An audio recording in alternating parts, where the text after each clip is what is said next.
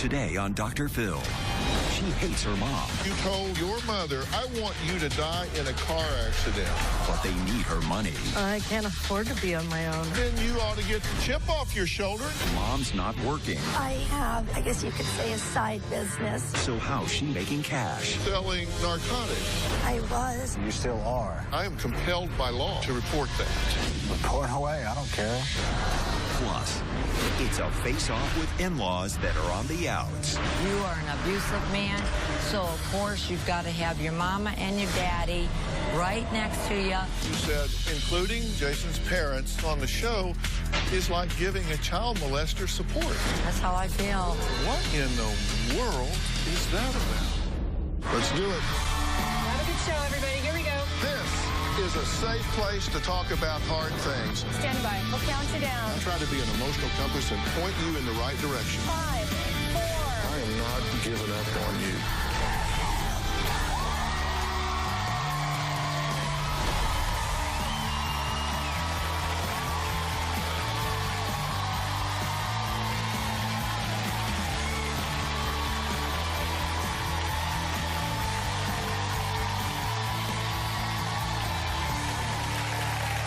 Yesterday, we met Sarah, who says for the past decade, she's been in a tug-of-war with her pastor husband and her controlling parents. Now, her parents say Jason is abusive and Sarah needs to leave him and come home. Jason says he may not be perfect, but his in-laws are impossible. Here's what happened yesterday. My parents hate Jason. My parents are controlling. It's their way or the highway. I'm a pastor and I have my own church. I feel like I need to protect Sarah from her mom and dad. It's been a heartache from the moment he's come into our life. Sarah wasn't given to him. He took her. Jason is very controlling. He bullies her, and it's not right. No woman should ever be afraid in her own home. You want this marriage shut down. We don't want our daughter to live in an abusive, controlling, manipulative relationship. So you don't necessarily want her to get a divorce. No, we have tried not to put our nose in their marriage. Yeah. Laugh all you want. Yeah. I believe a wife who is the weaker vessel leaning on her husband who's supposed to be stronger, that's just the way God made us. I've been taught that I need to submit. Submitting means hubby is always right. I am tired of being controlled. You're a pastor, right? Yes. So are you a Bible scholar? I believe the Bible says that husbands are to love their wives as Christ loved the church, and the Bible says that wives are to be submissive to their husbands. You love your wife as Christ loved the church. Right. I don't think Christ was verbally abusive with the church. I don't think Christ stomped around and slammed into the walls and taunted his wife with control. That's not loving your wife as Christ loved the church. And the submission followed from the love. Why I act that way, I don't know, Dr. Phil. But I know that but let's not wrap that up in the scripture and talk about it as though it's some kind of ordained role of the man in the family, because it certainly is not. And I'll debate that with you as long as you want to do it. No, I won't debate that. Do you call your mother and complain about your husband? Yes, I have. And I know that that's where part of the issue is because I have complained to my mom. I feel... Because doesn't that kind of give her one side of things? She already hated him to begin with, so of course she's not going to like him any better. True. No, it is true. No, I don't hate anyone, Sarah. Okay, hate is here. Mom's feelings are like right there. Well, for one thing, you don't know my feelings. You've made them evident. No. You mean you Why? did wear a black dress to her wedding? I was trying to make a statement without saying a word. Oh, come on. I don't care. No. Come on. You I wore don't a know. black dress to your daughter's wedding? Absolutely, because Shut up, if you 15 should have minutes seen before how we the got thing married. come about, you would have wore the black dress as well. I absolutely, you know what? Did you tell her that he was cheating on her? Oh, absolutely not. No. Yeah. Yes, you did. Really? Yes. Yeah. She and when did. she said, no, my husband would never do that. I trust him. She said to her daughter, that's your first problem, trusting any man. That night, Dr. Phil, my wife overheard her tell her husband, we have to do whatever it takes to get her out of this relationship. It isn't just Jason that Laura and Bill can't stand. It's also his parents. Sarah's parents have never been willing to accept Jason. No matter what Jason does, it's not going to be good enough for Laura and Bill. Sarah is a good mom, good wife to Jason. Her parents have verbally abused her on the phone and left her in tears. It's real evident that her parents don't respect her. They treat her in a fashion that nobody deserves to be treated. Laura is very manipulative. I think that Sarah probably tells them things that go on between her and Jason. Her father had threatened Jason. Honestly, can't say that I was shocked. There's just been such a dislike for Jason since the get-go. When you have problems, you need to work them out between you. Do not take your problems to either parent, because parents don't forget, and then they hold grudges. I would like to see Laura and Bill step back. Sarah has to make a choice. Is she going to choose Jason? I would say yes. Okay, thank you guys for being here. So you two have not seen each other for 8 years? Since the wedding. Since the wedding. And you two have no use for them. You don't care for them? Not a whole lot. But I feel that what you've done is absolutely way overstepped your bounds.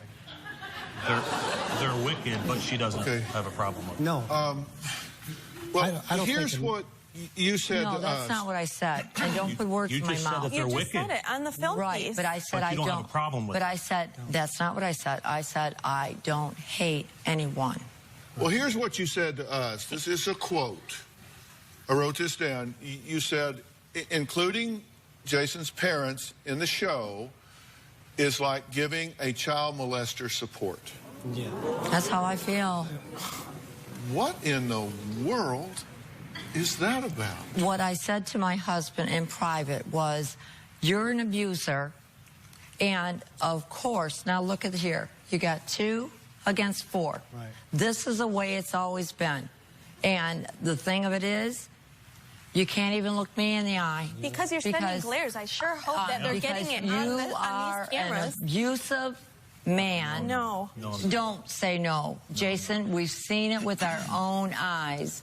And I said that you are an abusive man. So, of course, you've got to have your mama and your daddy right next to you. I didn't invite them. There's 2. I did. No, I said to the producer, they said you didn't want him here. I said, this is my show, not yours. Okay. I personally asked, thank you for being here. Yeah. I wanted you here. Thank you for being here. I think her parents are here. His parents were entitled to be here. I asked them here. I wanted them here. And I thank you for coming. Yeah. Doug, what did you want to say? Well, she's made these comments, you know, that Jason's a wolf in sheep's clothing, and she's made these, you know, suggestions that I keep hearing about all this abusive stuff, and I have been with Jason and Sarah on dozens of occasions, and I've never, in any of the situations that I've been, I've never heard Sarah or Jason arguing with one another. Not anything out of the ordinary from something that's going on in the kitchen about who wants what to eat, but I've never heard anything like that. All this started with the wedding that they weren't happy about, and it was, you know, their daughter and our son, they're the ones that pushed for this. We didn't push for this. We said, you have the wedding that you want, and if they're not willing to do that, then we're willing to do it. And that's correct. Matter of fact, you guys planned it.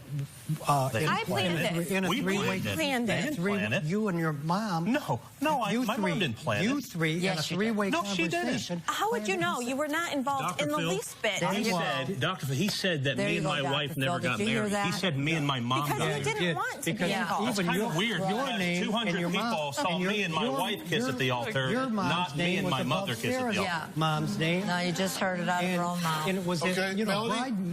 Melody, what would you like to say? when a bride always gets married in her own town. Okay. Melody, what did you want to say? When they decide to get married, I looked at it, they are adults. They have a right to choose to get married. And I was going to make sure if they went on to have this wedding, I was going to help them have a beautiful wedding. I'm not going to let my son and future daughter-in-law sit back and not have a nice wedding because their parents didn't want to participate. That's not true. No, that is true. That I is have sent absolutely emails not- and that is letters. not Yes, true it at is all. true. And by the way, Melody, You have way overstepped your bounds. It was not your place. Thank you, Mom, for helping me with my wedding. It was Seriously. not welcome. Thank you. No, because you refuse. You refuse. Don't go there. The last I remember, it ought to be the privilege of the parents of the bride. You didn't want anything to do with it. Sarah went ahead and ran away. She didn't run away. Yes, I was no, you chased didn't. out, basically. I didn't steal her either. yes, you did. She was not given to you, Jason. She wasn't given to you. Well, You took her. let's take a break while we work out the travel circumstance. Coming up, Laura says Jason is not only abusive with Sarah, but also with her grandchildren, and she is worried about their safety. We'll talk about that next.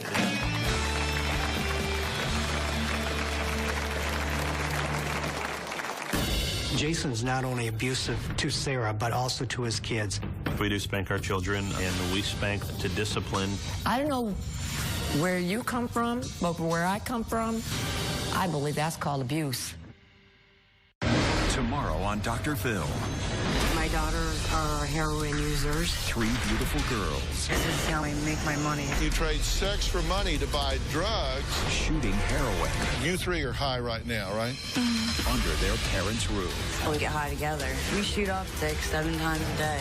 This is your home, Dad. They beat me down.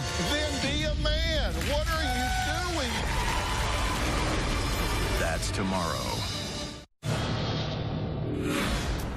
When Sarah graduated from college, Sarah was holding the diploma, and her mom came over to her and she says, "Thank you, that is mine."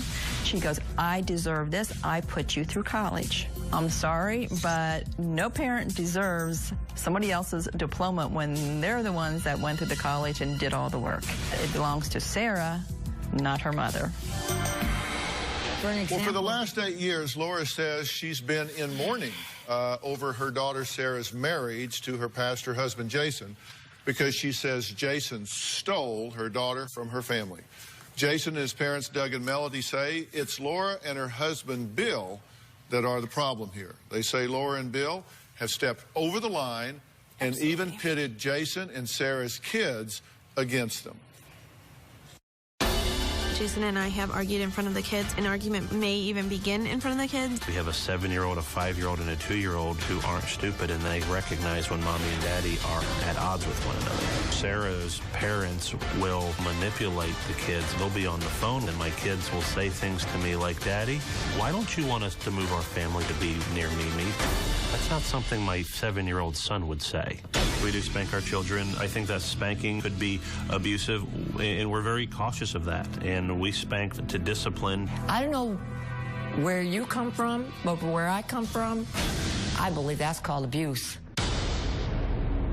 Are your children being abused in this home? No, sir, they are not being abused. Would you sit still for them being abused? No, absolutely not. Because you're not much of a mother if you allow your children to be abused. No, I would never allow my children abused. Are you abusing your children in any way? Absolutely. She allows herself to be abused, so. No, I don't. Do I you do two not. spank your children? Yes, we do spank our children in discipline only. And by the way, I'm not a big fan of spanking. The country is divided about 50-50 on that.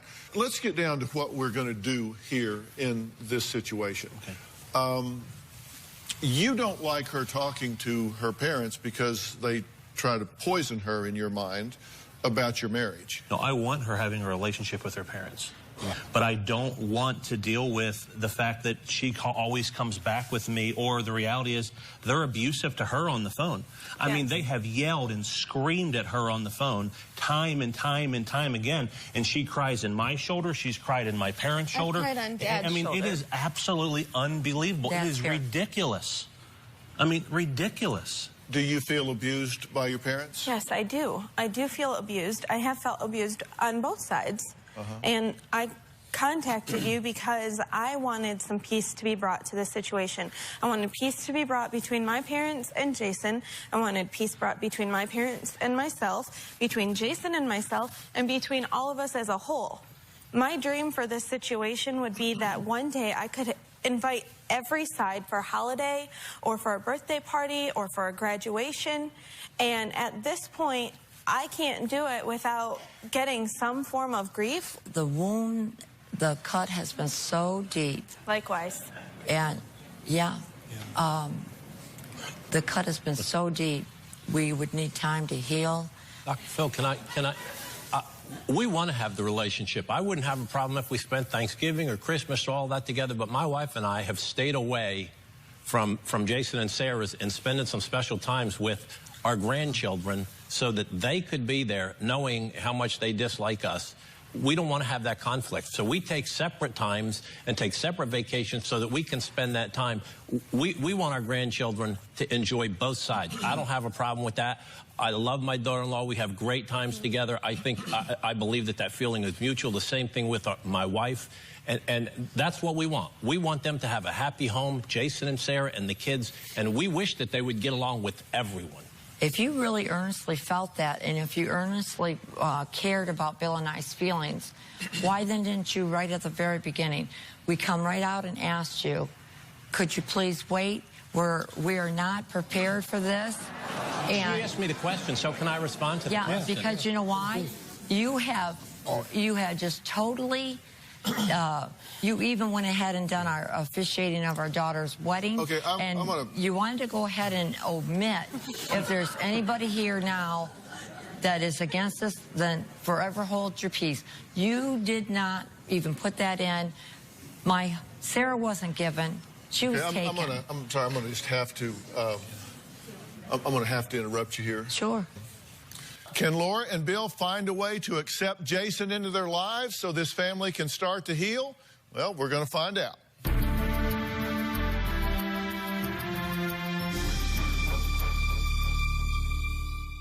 Friday, she admits doing the unthinkable. After her son died, she says you cyberbullied her.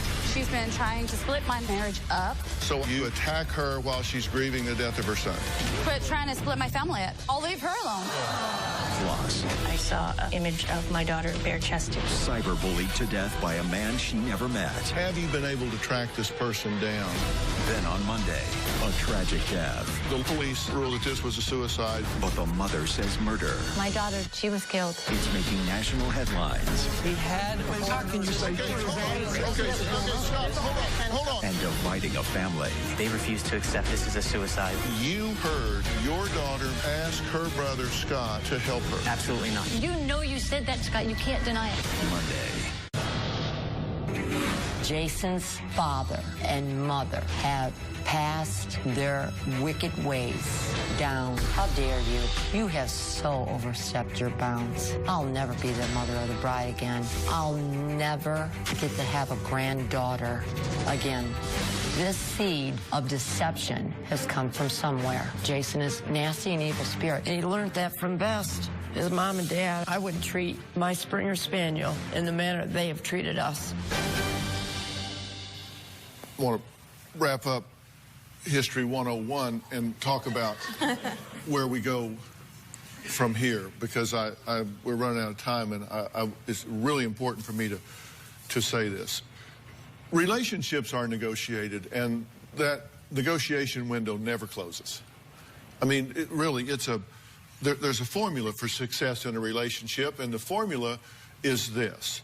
It's a function of how well it meets the needs of the two parties involved. And in order to be successful, you need to learn what her needs are and make it your life's mission to meet them. Yes. Okay? And you need to learn what his needs are and make it your life's mission to meet them. Okay. Okay? Thank you. Marriage is not 50-50. I hate all of these self-appointed motivational speakers and all that get out there and talk about marriage is 50-50. It's not 50-50. Marriage is 100-100. Yep. Everybody has to be all in all the time. It's 100-100. And it is a learned skill set. And I'll bet neither one of you did everything you needed to do to get ready to get married before you got married. I agree. And one of the things I want you to do now, 10 years into the mission, is to go through some premarital counseling. Thank you. Okay. 10 years into the mission. 10 years into the mission, I want you to sit down and talk about all the things that are topics in a marriage. Everything from parenting philosophy and religion and sexual expectations and division of labor and finances and future planning and all of those things that go into a marriage. And I want you to negotiate till you come up with a plan that both of you can be really excited about. Okay. And you have a particular important role here, because if you're going to be a teacher, a leader, a provider, and a protector, the things that are important for the role of the man in the family, then you need to hold yourself to a particularly high standard. Yes. A particularly high standard. And if you wake up every day and ask yourself a simple question, what can I do today to make my wife's life better? You'll be amazed how things can begin to change. And I want to bring some help to you two, some professional help to you two. Thank you. In terms of some relationship counseling, to sit down and help broker this for you so you have a plan. I don't think you're in particular trouble here, but I do think that if, you know, let's do some preventative work here. Let's do some planning for the future. Let's do some things where you really do have a plan. Okay. And then you have to make a decision as to who you let into your world and into your life. And if they want to focus on how you got into this marriage and what has happened in the past, and if that's toxic for your relationship, then you have to put up some barriers. If they say, you know what, we're going to come in this with an open mind and have an appreciation for there being a new day here, you're not perfect. Has he made some bad choices and bad mistakes? Yes. Have you made some bad choices and bad mistakes? Absolutely. Yes. You've been unfair. You can't run and cry on your mother's shoulder in the bad times and then expect her to forget about all of that when you feel better the next day. That's not fair to your mother to do that. It's not fair to your father to do that. And I'm sorry. So you really need to mature beyond that. I will. But extended family is very important. These children having relationship with all four of their grandparents is very important. Both of you should advocate for your children, but you do that only by being realistic and holding them to the highest standards of being the best person they can be, the best mother, the best wife, the best husband they can be. And you do that best by example rather than by preaching and words. So I'm going to see if I can bring you that help. Fair enough? Thank you. Thank you. All right. Next, just when you thought you had heard it all, another mother-in-law accused of meddling. But this time, Grandma is meddling with more than a marriage. I've taken care of Felicia. Felicia's 26, almost 27, and I've always been there for her. I didn't think I should have to take care of her for the rest of her life. Nobody's taking care of me. Bobby and Felicia are newlyweds, but their marriage is already being put to the test because of Felicia's mom, Randy, who they say is a lying, controlling, interfering drama queen. So you would think this young couple would just keep their distance from such a meddling mother-in-law, right? Well, wrong. As of now, they are all a little too close for comfort. Take a look. My mom and I have a toxic relationship. I don't want to live in the same house as her. I can barely stand going to dinner with her. I'm not going to get much more sleep tonight. The sound of her voice sometimes just gets under my skin and just makes me want to, like, cringe. She's like a child. Lays around the house all day, does absolutely nothing, doesn't pick up after herself. My mom is very nosy. She gets in my marriage a lot, tries to ask me if I get in an argument with my husband, what was the argument about, what pissed him off. I've called her lazy, slob, worthless, and useless. You won't get much sleep tonight because you like to stay up late. I have a daughter. Brooklyn has special needs. I've had problems with my mom when taking care of my daughter. When Rainey does watch Brooklyn, she's lazy with her, and I can't stand it. My mom does things like forget to feed my daughter. If things don't change, she'll have no contact with Brooklyn or Felicia. My mom needs to stay out of my marriage. She needs to get her own life and just stop meddling in mine. Well, the mom says, no, that's not the entire story. Her name is Randy, and she says her daughter is disrespectful, ungrateful, and needs an attitude adjustment. Take a look. Felicia is very disrespectful. She'll say things to me like, I don't care if you go jump off that bridge. She'll say, you're a lowlife, you're a piece of dirt, go back to the hole you crawled through.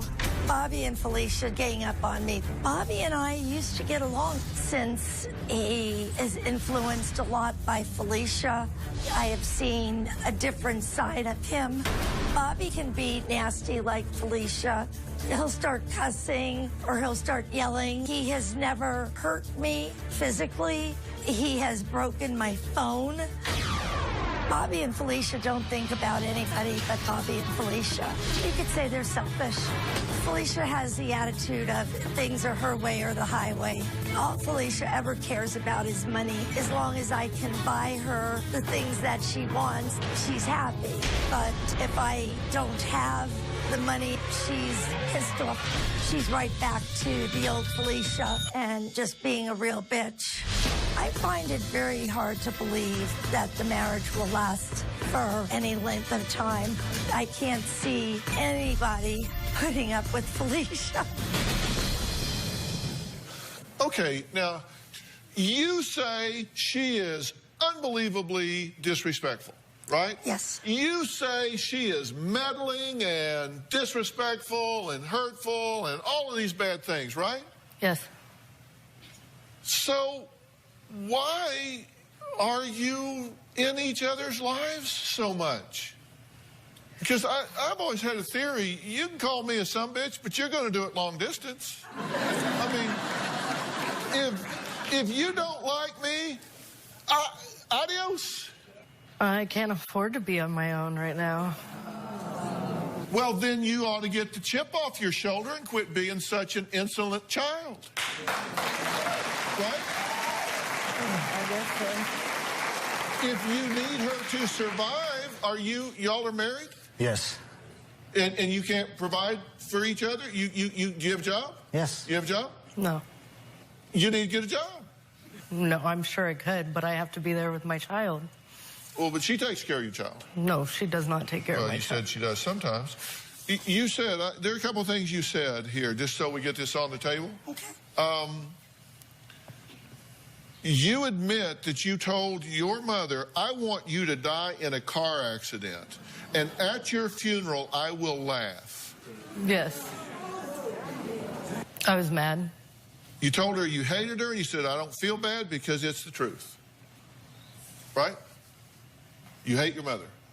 I do. She says you're a druggy bitch and tells you to... Yeah, she does say all those things. Uh-huh. She's hit you and broken your glasses. Yes. On my birthday. Happy birthday.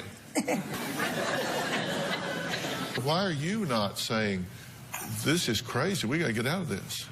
I've tried. It's really hard. I've tried to save up all the money that we can to get out. I don't like the situation that I'm in right now. Living with her and dealing with the special needs, taking care of a special needs child of mine. But you say she helps take care of the special needs child, but she doesn't even do that very well. No, she doesn't. Says she forgets to feed her. She forgets to feed her. Doesn't clean her feeding tube. Yep. Sometimes. Which makes her subject to infection. I mean, this could get serious in a fast hurry, right? Yes. It could be life-threatening. Yes. Well, how do you forget to feed a special needs child? Have you forgotten? It wasn't intentional. Despite the fact that she's disrespectful and abusive to you, language-wise and all, do you help her financially and pay her bills and yes. cell phone bills and car insurance and all that? Why do you do that? Well, my father was actually paying the bills. He just passed away. And so now that he's gone, the bills will all come to me. But I've been wanting to sit down and talk to them to see about getting some help with paying the household bills because I'm supporting 2 households and I don't work. But you do have a side business, right? No, I don't. I collect Social Security disability. Okay, Social Security. All right, well, coming up, there's something else going on with this family that needs to stop, in my opinion. Today, I think it's probably too late for that, but we'll talk about that. I said there's something going on here that's on the short list of the most incredible things that I believe I've encountered. And you're going to find out what that is after the break.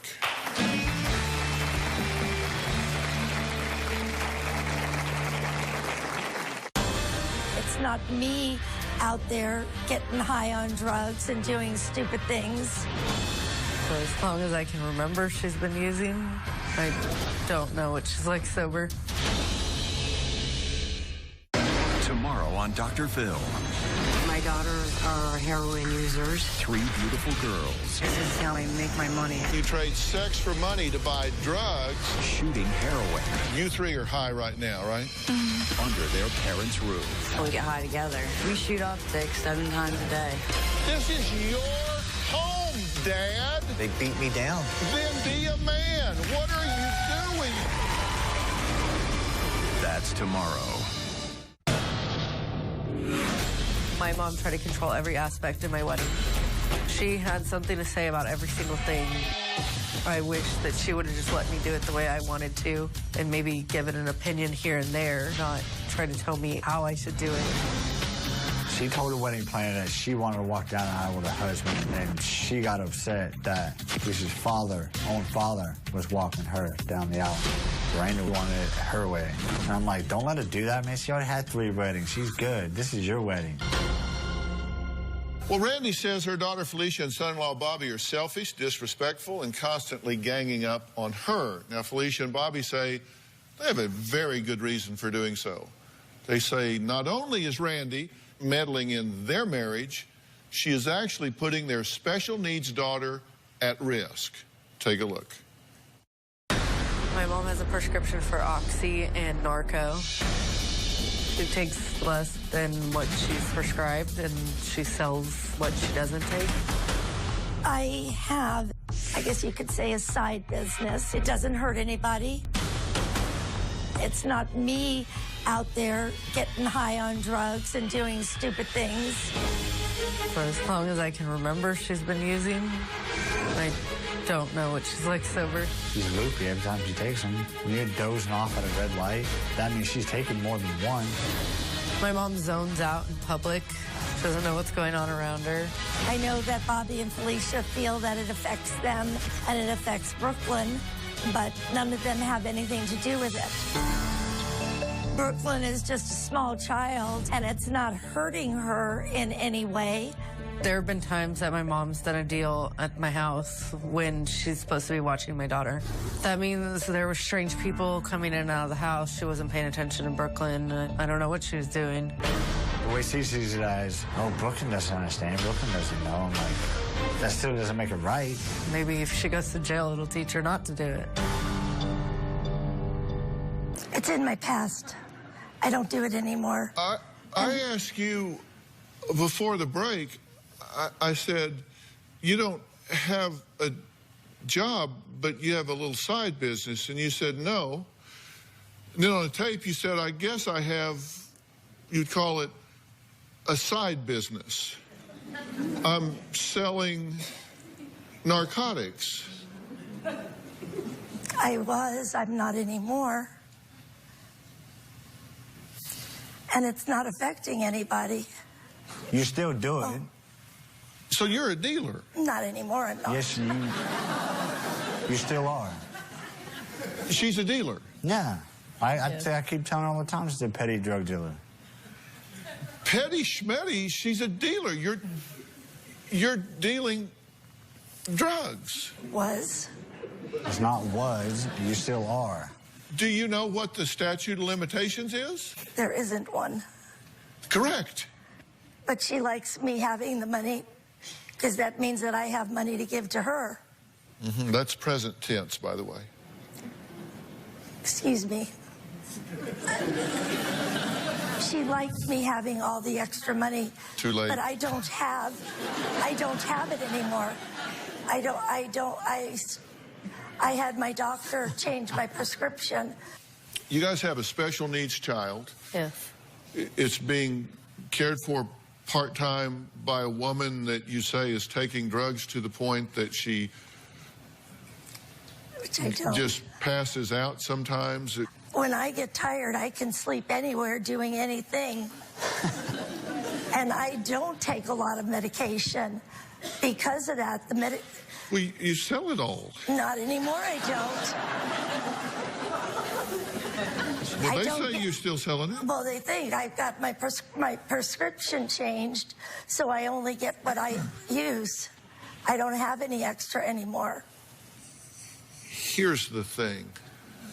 You say that there's times when the child's forgetting to be fed, that the feeding tube is not being cleaned properly, that your mother is selling drugs, sometimes in the presence of the child, which means that drug users are coming where the child is being kept, right? Yeah. Drug users. Now, let me tell you about the California Penal Code about that. It is considered neglect and abuse if anyone puts a child in harm's way, allows a child to be put in harm's way. That is a danger to the child, and I am a mandated reporter. Yeah. It means I am compelled by law to report that. Report away, I don't care. And not from my child. I try to stop it, but I'm living in their household. What I'm telling and I you can't is do you it. need to stop this.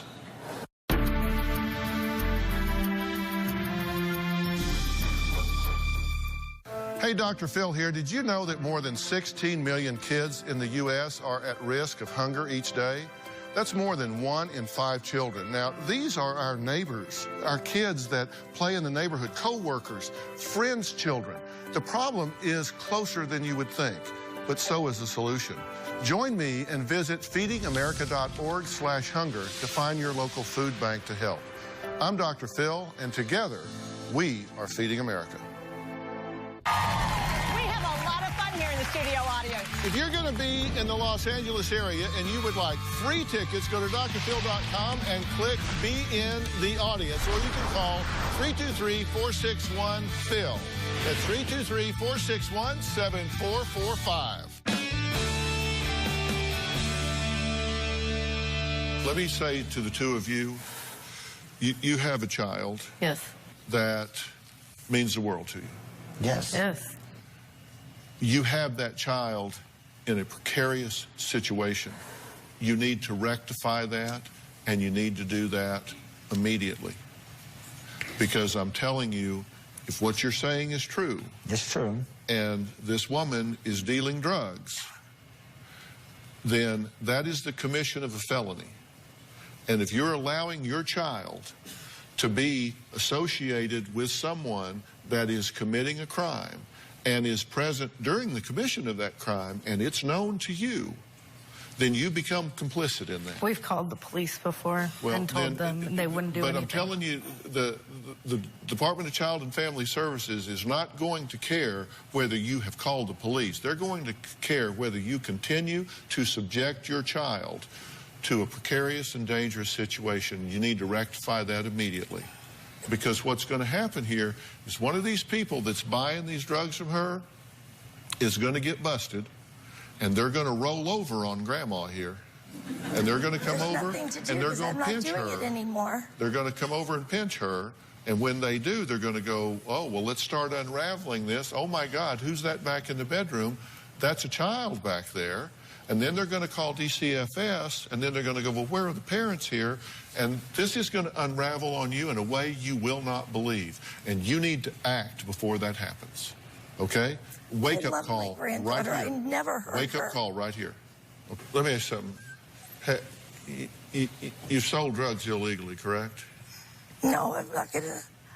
Yeah. I understand. Just refuse to answer.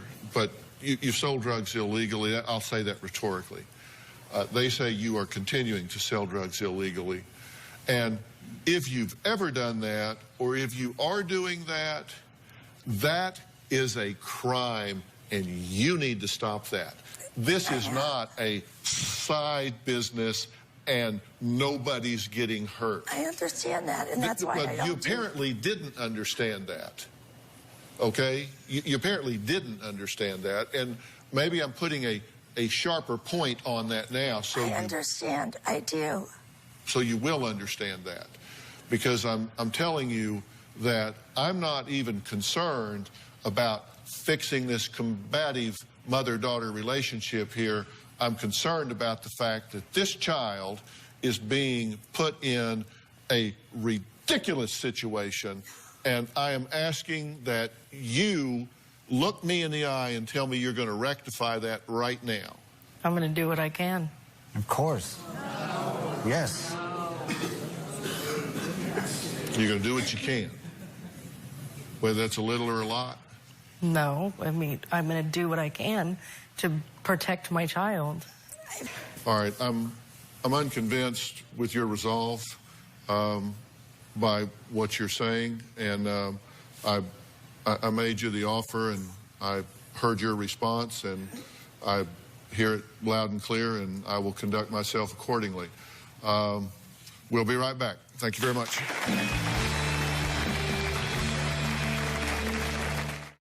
All right, we are out of time. I cannot stress enough that a parent must be a fiduciary for their child, even if it means breaking ties with a loved one.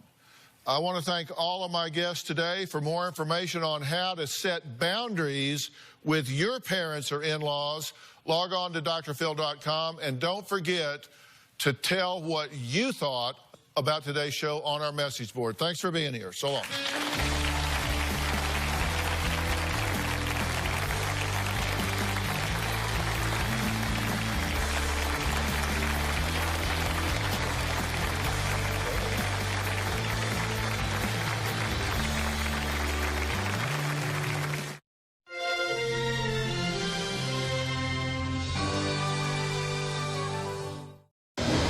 On an all-new Dr. Phil. I haven't seen my dad for 2 years, and I want to confront him. Her father doesn't suspect. Can I hug my daughter? No, you're not going to hug me. The bombshell she's about to drop. I know you have paid someone to kill Shannon. What is wrong with you, girl? Did you hire a hitman to kill your daughter? Hell no. She says you went by the house and shot it up with a gun. I did not do it, and don't ask me anymore. I'll ask you what I want to ask you. Why is it upsetting for you to hear this? It's a lot. If it was my girl at home, you'd be getting your ass kicked. You'll probably have me murdered after this. Why would I kill you when I love you? And You do not love me. Let's do it. Have a good show, everybody. Here we go. This is a safe place to talk about hard things. Stand by, Dr. Phil. I try to be an emotional compass and point you in the right direction. In 5, 4. I am not giving up on you.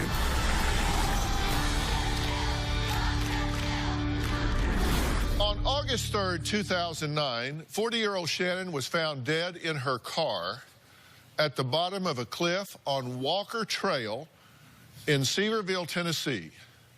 Initially, the Highway Patrol ruled Shannon's death as a tragic accident. But 2 days later, based on the autopsy report, the sheriff ruled Shannon's death a homicide. The case still remains unsolved. With her sister's ring on her finger and picture hanging above, Shannon Hurcutt is never far from Penny Stevens' mind. It's been a nightmare. On August 3rd, 2009, Hurcutt's body was discovered in her SUV at the bottom of a county embankment. What appeared to be an accident turned into a murder investigation, one that remains unsolved. At first, investigators thought her SUV had gone off the road in an accident, but an autopsy revealed she had been beaten in the head at her home before she was put in her vehicle. But that is where her story stalls. We haven't ruled out anybody in this case. Everybody's suspect. Hurcutt's murder is still unsolved. We only have one chance to prove who murdered Shannon. Justice will be served. Shannon's sister Penny and Father Ted both say they knew from the beginning that this was no traffic accident. But that is the only opinion they share. Now, while Ted says he suspects someone in the community of killing her, Penny is pointing her finger at someone a little closer to home. When I heard about my sister's death, my first thought was my dad had this done. The police told us she lost control of her car and went over a cliff.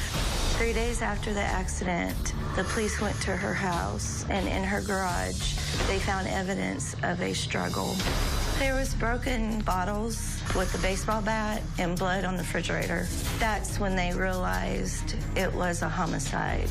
My dad has told me if he ever wanted to get rid of someone, he knew how to get the job done. I believe that my dad murdered my sister because he thought he was going to get her business when she died. In his state of mind, Shannon was a problem, and that problem needed to be fixed. I truly believe that my father has paid someone to kill my sister and make it look like an accident. 3 months after her death, my dad shot up her business with a .22. One day I confronted him, and he looked at me and said, "Yes, I did, and I'm proud of it." My dad is cold-hearted, controlling, and if you're in his way, watch out. My dad is very sick, and I can't let him get away with this if he truly has done this to my sister. Okay, Penny, I'm glad to meet you. I'm sorry for your loss. I'm very sorry for the occasion of our conversation. You believe that your own father, the man that gave birth to you and your sister, yes, you believe that your father has murdered your sister. He had someone murder her, yes. You believe this is a murder for hire. Yes. You believe that he hired a hitman. Yes. To go in and murder your sister. Yes. And you believe this person bashed her head in with a baseball bat and placed her in the car and made it look like an accident. Oh, yeah, definitely. But yet he walks free today. Oh, yeah. And I fear for my life 24/7 because I just know how he is. And I got a part of my sister's business, and he's all about money and greed. All right, now he's here today. Your father's here today. He's not watching this part of the show. We have him in the green room, and he has no idea that you are going to look him in the eye and accuse him of murder. You're not speaking to him right now. You two haven't talked for a couple of years. Right. Deep in my heart, he knows I know, but he thinks I'm too weak to stand up and confront him. You want this on national television. You want people to know because it makes it harder for them to come after you now. Yes. When you found out about this, you were where? I was in Myrtle Beach. With my dad, his wife at the time, and my 11-year-old daughter. Okay, so your father was not in town. He was with you in Myrtle Beach, which is how far away? A good 6 hours, I do believe. Okay, so he personally certainly had an alibi because he was with you. Right. 6 hours away.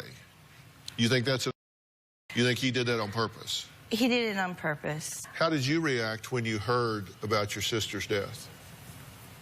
Right away, I knew it was a murder, and I knew my dad had something to do with it. But he's on record of saying he didn't think this was an accident and he thought there should be an investigation. But he's a pathological liar. He always has been. And you have no proof. You just have a feeling. My gut feeling. You understand, this is a very serious allegation. You're getting ready to go on national television to accuse your father of murder. I know, and I hate it with a passion. But I've been living in fear for 5 years. Well, Penny's father is here, and she's going to reveal her suspicions, her allegations, her accusations to him right here after the break.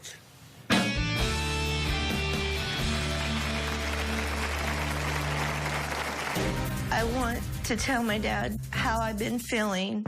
I believe that my dad murdered my sister, and he is going to be shocked, and he's going to be furious when he hears it. And I'm going to fear for my life after I tell him. Coming up. I know you have paid someone to kill Shannon. As of right now, the reward to find the murderer for my sister is $45,000. So far, no one's come forward. I haven't seen my dad for 2 years, and I want to confront him. I truly believe that my father has paid someone to kill my sister. Penny's 40-year-old sister, Shannon, was found dead in her car at the bottom of a cliff on August 3rd, 2009. The case, which was ruled a homicide, is still unsolved to this day. But Penny feels, she says in her gut, that her father did something to harm her sister. Now, the something, it bothers me when people say, I think he had something to do with it. The something that she says he had to do with it was hire a hitman to bash her sister's head in, kill her, and cover it up to make it look like an accident. While Penny's father, Ted, doesn't know about her suspicions, he admits he was questioned by authorities after Shannon's death, but insists he was not involved, he had nothing to do with it. At the time of Shannon's death, we were not getting along. There was a lawsuit, and she included me in it. I was angry. She was always having her attorney send me letters and threatening me. When Shannon died, our feelings were still bitter. I was at Myrtle Beach when I got the phone call that Shannon died. He told me that Shannon had an accident and she was dead. And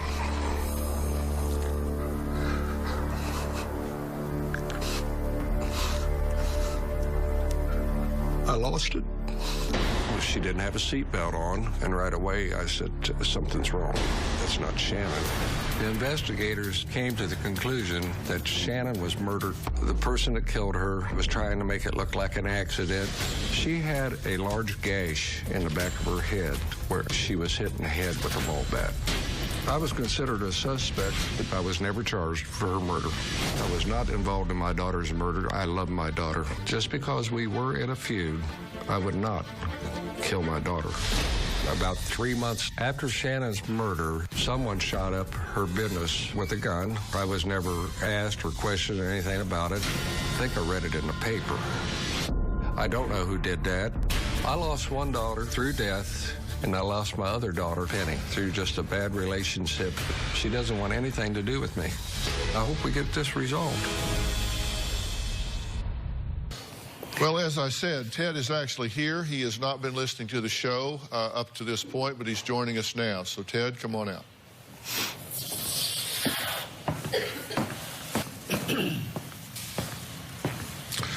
Ted, Dr. Phil, good to meet you, sir. My pleasure, Dr. Phil. Have a seat. Can I hug my daughter? No, you're not going to hug me. Let me say, first off, I'm very sorry for your loss. I know it's been a while, but just dad to dad, I cannot imagine the pain of burying one of your children. It's a natural order of things. I just can't imagine. Worst thing a man could ever go through, a father. And when you learned about this, what was your initial thought and reaction? On Shannon's murder, I was in Myrtle Beach with my ex-wife and my daughter Penny and my granddaughter. And my ex-son-in-law called, because he was a policeman, and said, Ted, Shannon was in a terrible accident and she died. Good acting, Dad. I couldn't believe it. I couldn't talk. And at that point, you believed it was an accident? Yes. But then the State Highway Patrol called me when we was on our way home and says that Shannon had her window down and no seatbelt on. And I told him, I said, something's wrong. Well, let me ask you something. What is it you're here to say to your father? Look him in the eye and say to him what you want to say to him. I know you have paid someone to kill Shannon. And don't sit there and act like you're so innocent. And then you admitted to me that you shot up Annie Bellams. I don't know where you're getting your story. I have been You're really cleared good, by the Dad. sheriff's department. He's lying. He's a pathological liar, and he knows he is. What is wrong with you, girl? I have never lied. Because liars always get caught in lies. And you're going to get caught, Dad. Yeah. Penny, you have really got a very, very serious problems. I have invited you over for mushroom dinners twice. You have refused. We're not here to talk about dinner. We're here to talk about murder.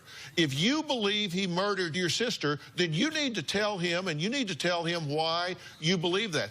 Look, let's take a break here. Penny says she feels her father, Ted, was motivated by money to kill her sister, Shannon, and the alleged proof is how Shannon handled her will. We'll talk about that right after the break.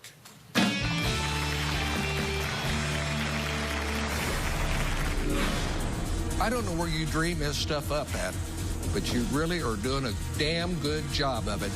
And if you was my girl at home, you'd be getting your ass kicked. You'll probably have me murdered after this. That's what. Why would I kill you when I love you and I still love you? You do not love me! My sister Shannon was a very successful businesswoman. My dad thought he was in her will. Then after she was murdered, he found out she had taken him out. He was furious. I witnessed his anger. I'm not real sure why she took him out of the will, but I know they were arguing and fighting at the time of her death. It is not true, but I thought I was going to be in Shannon's will. Anybody would say I would kill my daughter for money or crazy because I had money. I believe money was the motivation for him to kill her. Well, I'm here with Penny and Ted, and I'm talking to them about the death of Ted's other daughter, Shannon. Investigators say Shannon first was the victim of a terrible car accident going down a 125-foot ravine.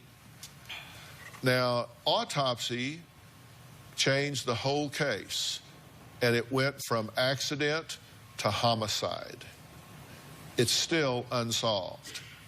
Penny says that for years she has suspected her father, Ted, was behind Shannon's death, and the motive was money. Now, you say the motive was money because you say he believed that he was in her will and was going to inherit a substantial amount of a substantial fortune. At the time of the will, when Dad found out everything, he was furious. Well, the first will was drawn in 2003, correct? Yeah. And it said that she bequeathed essentially all of her properties and that 29% of this was to go to Ted, correct? Yeah. That was in 2003. But then a second will was done in 2006, at which time it said, "It is my specific intent that neither my father Ted nor his spouse inherit anything from my estate." And this is what you say he learned about at the time and became outraged. Correct. Okay? Correct. Did you believe you were in her will? No, that's the first I've ever seen that. Were you outraged when you found out you were not in the will? No, I was not outraged. I had money. I did not need my daughter's money. Matter of fact, Shannon told me that, "Dad, I want to put you half on my business, that you own half of it."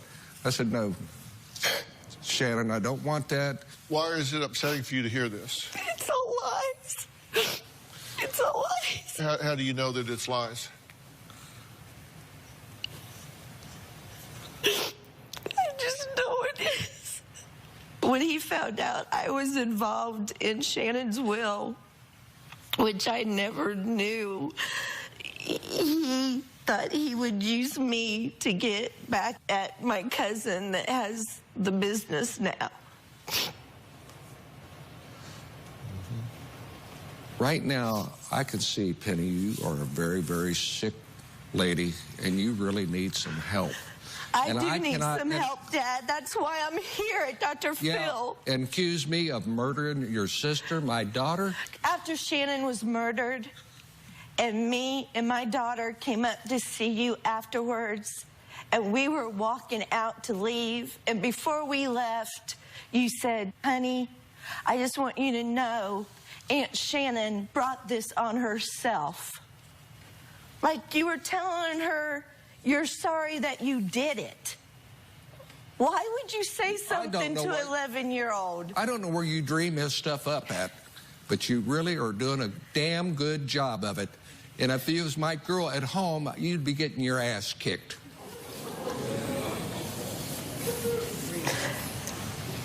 No, you'll probably have me murdered after this. That's what.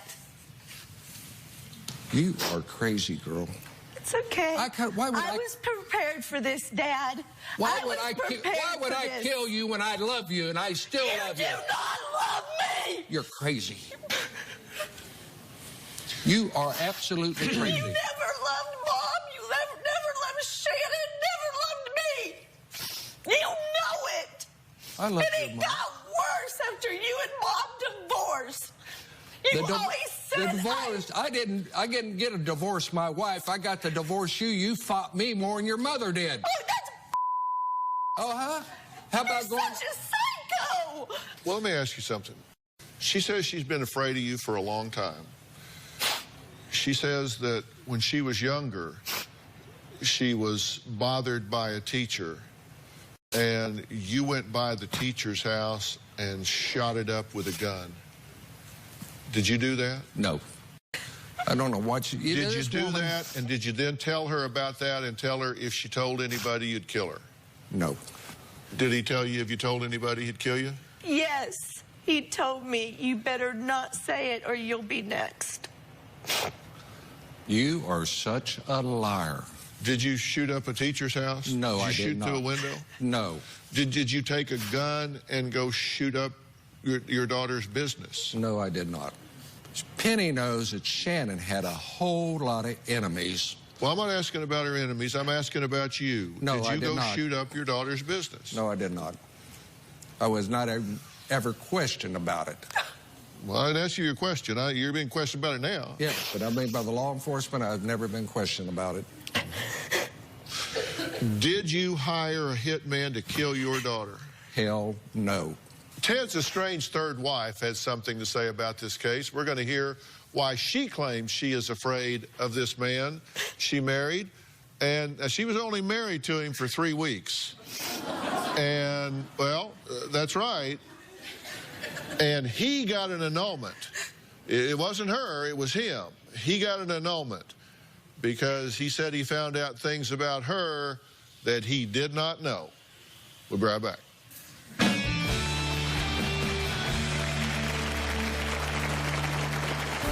After we were married, I discovered that Ted had a dark side. I do believe Ted is responsible for his daughter's murder.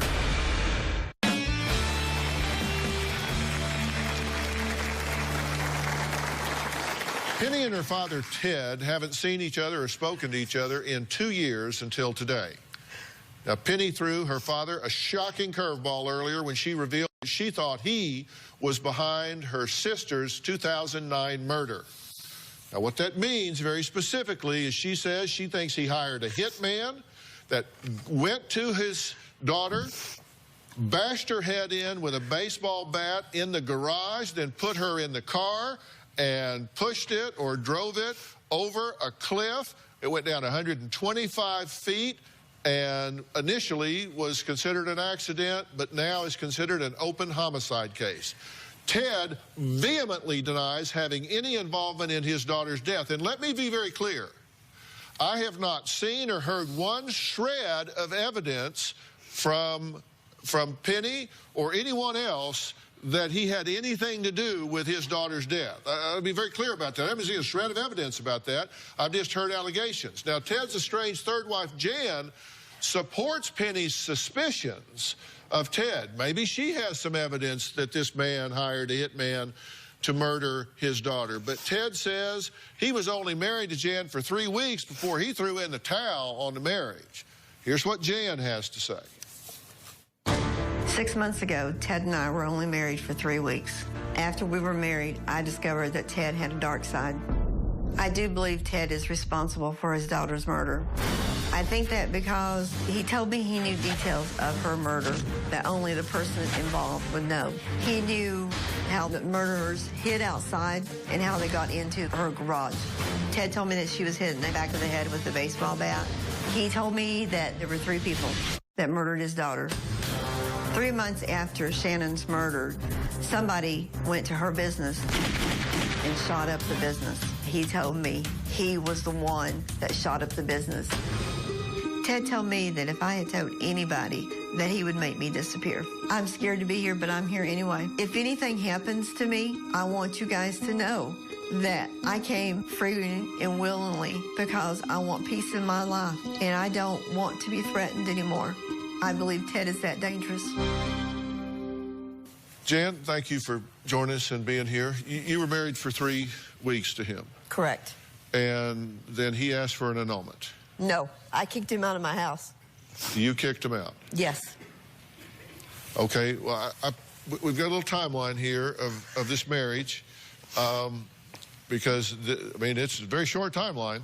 You got married on June 27th of 14. Yes.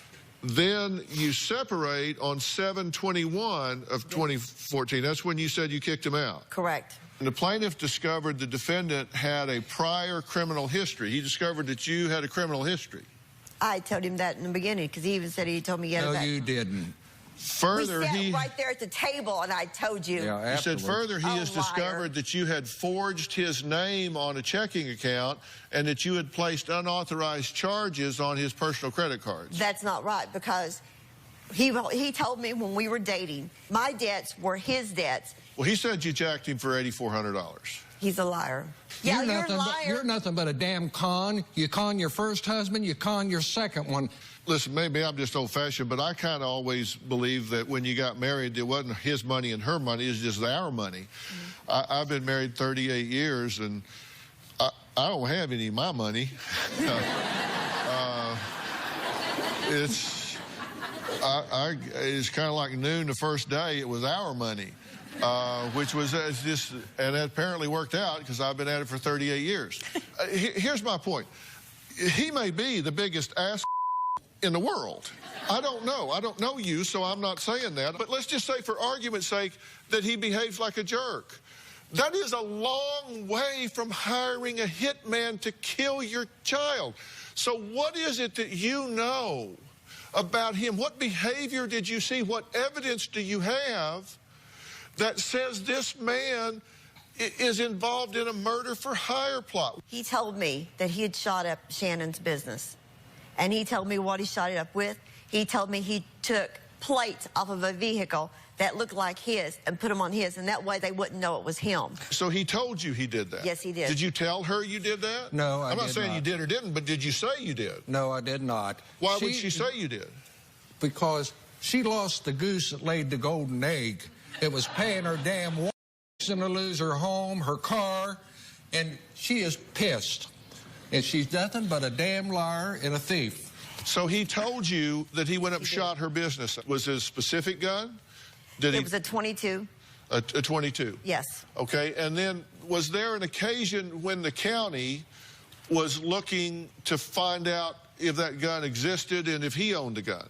Penny had sent him a text and said, Dad, the Pigeon Forge police are coming here for the guns. You need to get here and get them because I don't want to be responsible.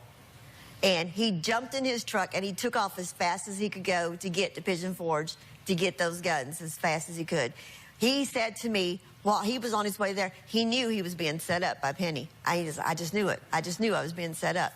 He got those guns, brought them back to my house. I said, I don't want those guns in my house. Did that gun include the .22? I think it did, yes, because The guns were, he sold the Did that guns. happen? Did you race over there to get the guns? Yeah, Penny wanted them out of there because those guns actually didn't really belong to me. I wanted to get them out. And it was the guns that I had there, the woman You stole wanted my... me to Why did you want to hide get them. them out? Shut up. Why did you want to get them out? Why? Because she demanded I got them out. Well, no, wait a minute. You were And I didn't informed run that the over there. police were coming to get the guns. No. No. Yes, you were. You didn't know the She police... just wanted me to get that and anything that I had in the house. So you didn't know the police were coming to get the guns? No. So your whole deal, you and Jan, are here to have me convicted of murdering my daughter. I don't know what her deal is. I don't either. You know, she doesn't even have a dog in this damn fight. Not one at all. Just that she lost the goose that laid the golden egg for you, and you got it. No goose at all. I know. At least the goose could do something. Yeah. This goose ain't giving your ass any more money, I can tell you that right now. You're a liar. I think the liar is over on the other side with the other liar. Did he tell you that he knew how to get rid of people? Yes, he did. What did he say? He told me if I had told anybody that about the shooting, he would get rid of me the same as he's gotten rid of other people, and they could disappear real fast without even being missed. You're full of I never said such thing to you. Did you say that he hired, quote, a black guy to harass you? Yes, he did. He would call him up. He worked for him. He called you one time He called because... me 3 times. Well, I sure as hell don't know about it. And when you text back, if you call here again, I'll have you arrested. I told him, don't you ever call that bitch back again, because that's exactly what you are, is a bitch. Really? Well, Jan says Ted actually reenacted the crime scene for her once. We'll talk about that when we come back.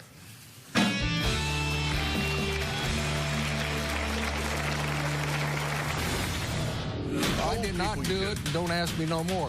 But we I'll were ask here. you what I want to ask you. Don't tell me what not to ask you. I'm sorry. What the hell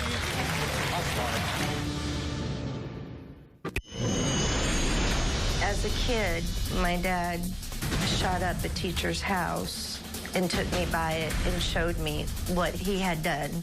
My dad also would put poison in raw hamburger and throw it into neighbors' yards. The dogs would eat it, they would die. He's a very evil person.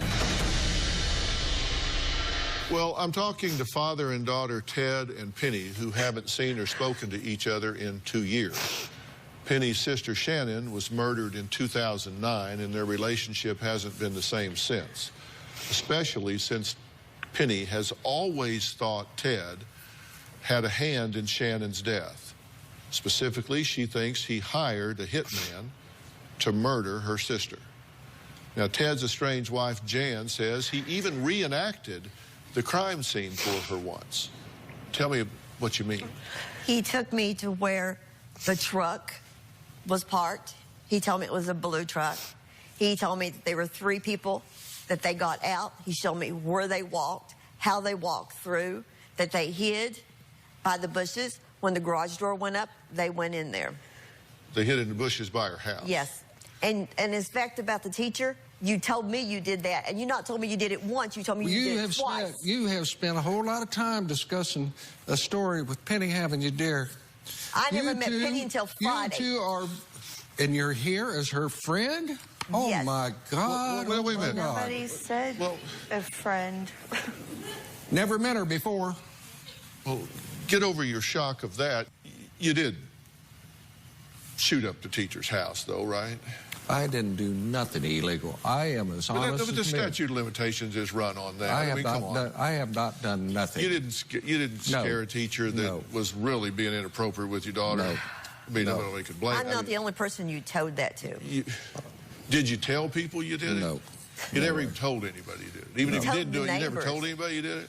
No. You didn't tell neighbors you did it? You didn't tell Jan did it? You didn't tell your daughter you did it? There's a lot of No. people that don't even know each other that say you did it. I thought that we were here. I'm just asking you I if you know, told I did not people do you it. did it. Don't ask me no more. But we I'll were ask here. you what I want to ask you. Don't tell me what not to ask you. I'm sorry. The hell you... I'm sorry. I'm being nice. I'm asking you legitimate questions here. I'm just asking, did you even tell people you did it? No, I did not. I did not do it. Did you shoot up your daughter's place of business? No. I'm giving you a chance to answer the questions. Yeah, I've been asked several times now. I'm kind of I will take a lie detector test. Will you? And I'll take a polygraph test too. Would you? You know what I would like to take a polygraph test? Yes, I'd take a polygraph test because I did not kill my daughter. Would you take one right here, right now at Dr. Phil's show? Yeah. I don't care. I did not kill my daughter. And those would be the questions I would answer to. I did not kill my daughter. And you knew nothing about her murder. You had nothing to plan it with. No. You know, I don't know where in the hell you're coming from. Even got a dog in this fight. Besides, you're nothing but a damn gold digger. If I was a gold digger, I would have stuck on to you. No, when you said get out, you thought I knew about you charging on my credit cards. You knew it. No, I did not do it. They even told me that if I knew it, then how come did they give me all my money back? They gave me every damn penny of it, and you're pissed. Did you ever take a polygraph test? No. Were you asked to take a polygraph test? Yes, you were. When? The sheriff's department asked you. They told me they already know, and I did not kill my daughter. We're going to take a break here, and I'm going to come back, and I want to speak to this father and daughter. Maybe it's the last time they'll ever be together. I don't know. So I want to thank Jan for her time and contribution here. When we come back, I'm going to speak to this father and daughter alone, just at a family level. And as we go to break, let's take a moment to remember 40-year-old Shannon, who lost her life on August 3rd, 2009.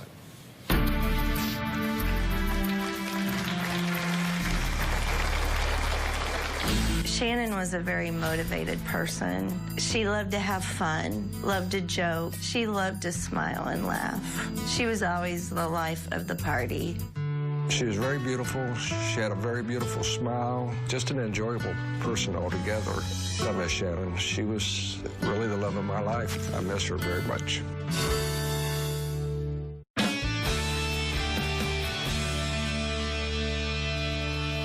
Well, Penny, Ted, look, I don't know what has happened to Shannon. It's been a number of years. There has been a lot of investigative efforts towards this. The case is still open. I hope what we're doing here today will keep us a bright light over this case. And I just want to be protected from him or anybody else. I fear for my life. Well, I certainly think after this show, I would think that he would be nervous that you would even sprain an ankle, because I think people would certainly be all over him. If anything happened to you, he better hope nobody does anything to you, because he would sure be in a pickle. If they did, he would be the prime suspect. I know that you have a lot of unfinished emotional business with your father. There's a lot of open wounds that you have with your dad.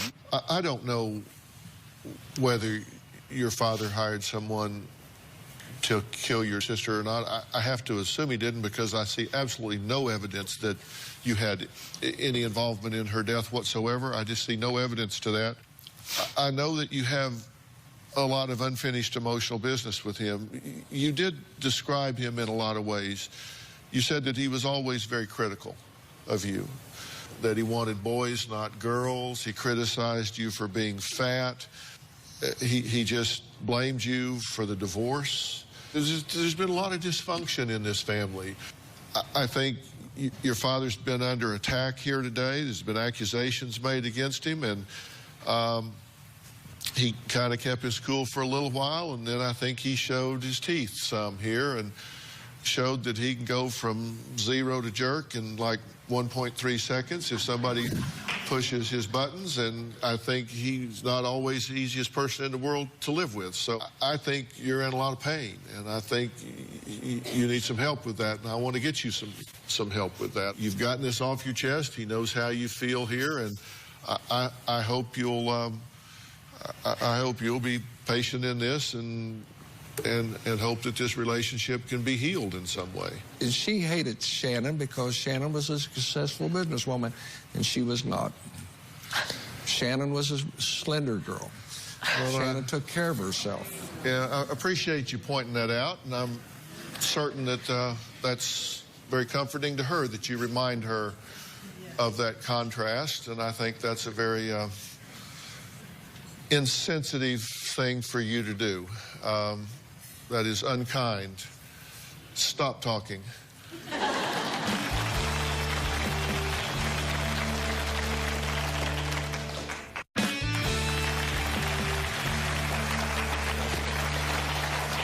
reward of $45,000 is being offered for information leading to the arrest and conviction of a person or persons involved in the homicide of Shannon. $25,000 came from the state of Tennessee, and $20,000 is being offered from Shannon's estate. If you have any information, please call the Sevierville County Sheriff's Department at 865-453-4668. We'll also have a link on our website today. I want to thank all of my guests for being here today, and we hope someone will be brought to justice here, and we hope there will be some healing in this family and relationship. We'll see you next time. Thank you.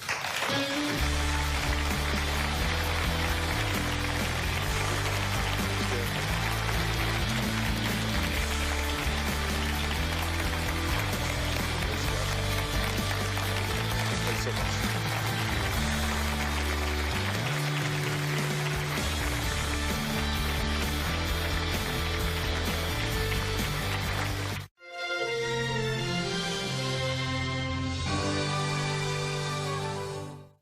Next, E.T. Today on an all-new Dr. Phil. I have 12 titles in weightlifting, and I have cancer.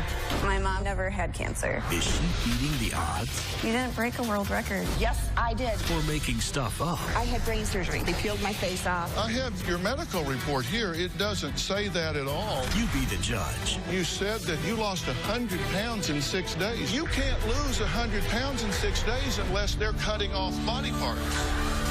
Let's do it.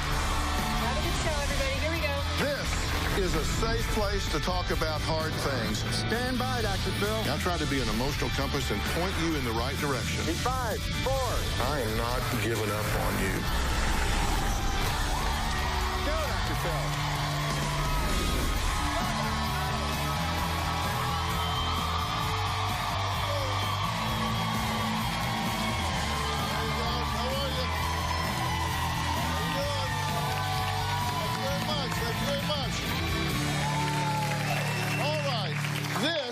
Is Patricia. She's a 48-year-old professional weightlifter and a mother of 4.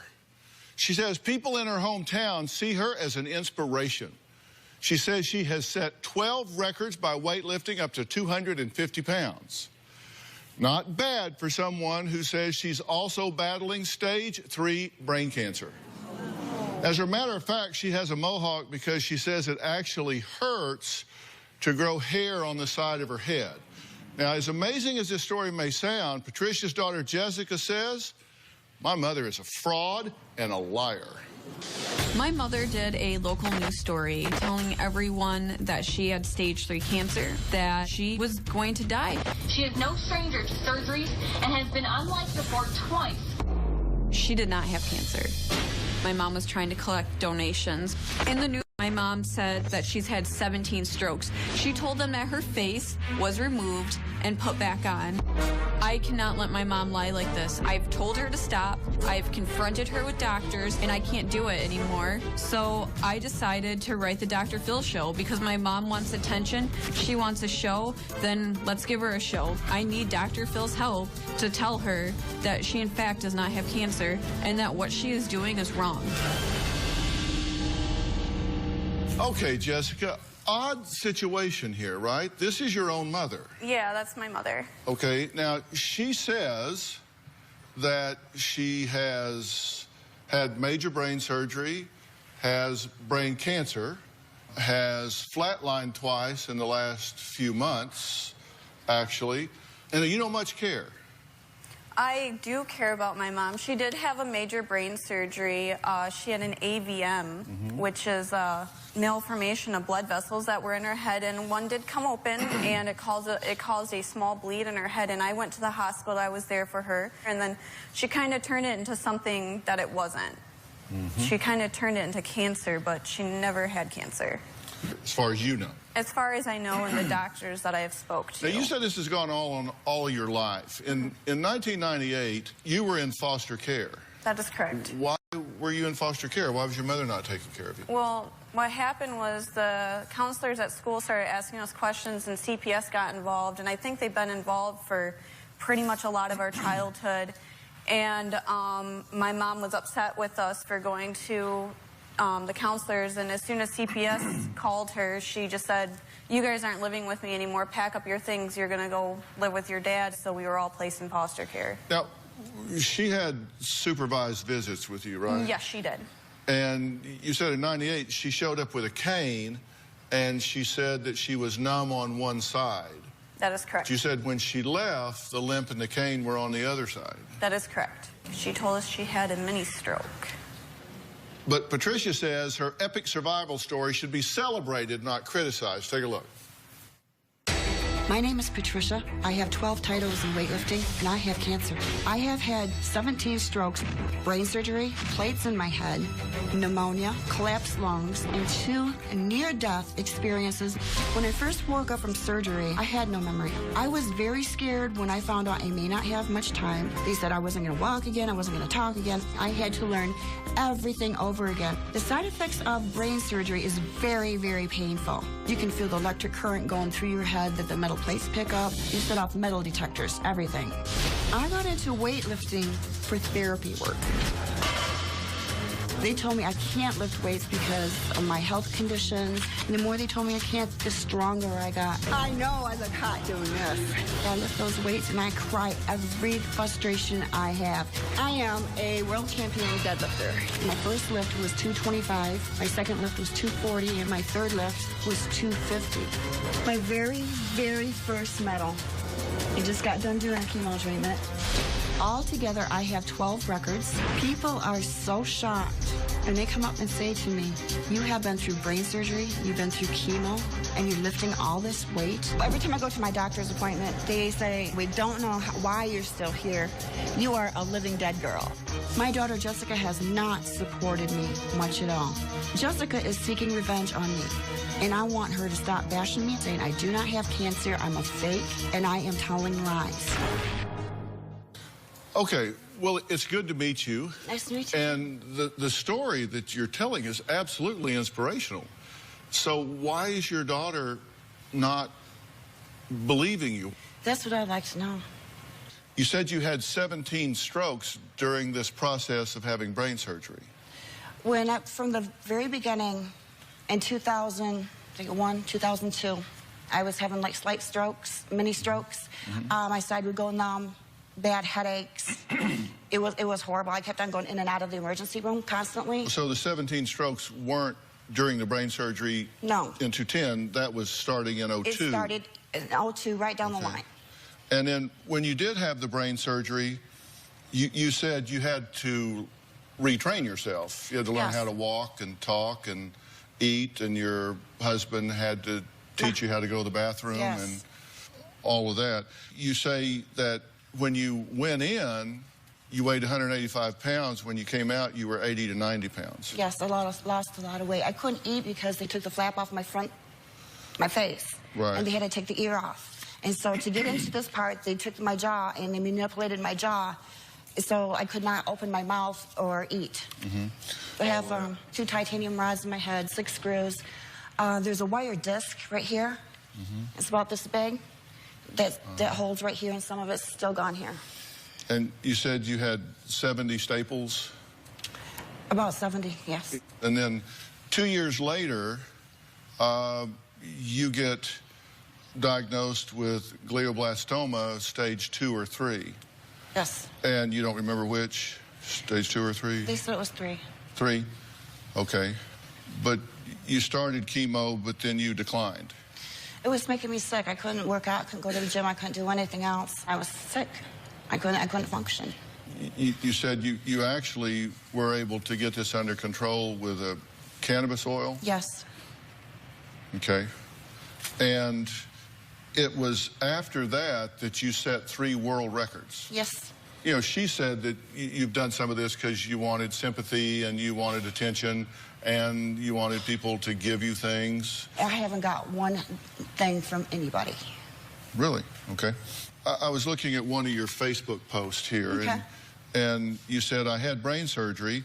I had an AVM rupture and nearly bled to death. They took out 4 bleeding tumors and 4 that were ready to burst. So you had 8 tumors in your head. Right. My face and ear was removed for the surgery. I have metal rods, screws, and wire holding what's left of the right side of my head. I also have another tumor, and the surgery left me permanently damaged. I was asked why my skin looks tight and young on my face. Well, here's the answer. When I had my brain surgery, my face was completely removed. So they stretched her back on for you. That's an upside.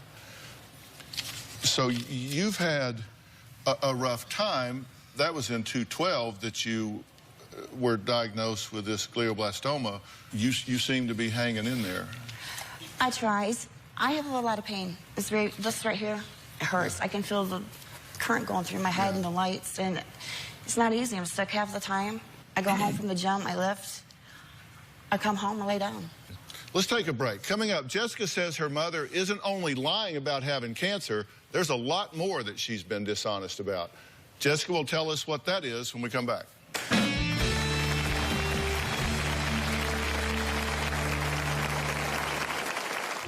My mom makes strokes. She has mush mouth where she'll do this. I have stroke. Eventually, she'll forget that she told us that she's having a stroke and the mush mouth will go away. My mom lies left and right. Tomorrow on an all-new Dr. Phil. She can't cut the cord. You're living with your mother? Correct. She wakes him up in the morning. He's 32. Or stop covering up for her son. So this little mama's boy is doing drugs. He's got you working 2 jobs. Tony is a good kid. Oh, come on. He's charming. You are enabled by everybody around you. But he's trouble. It's not her fault that I exploit her. She's exploitable. Well, I'm telling you, grow up. That's tomorrow.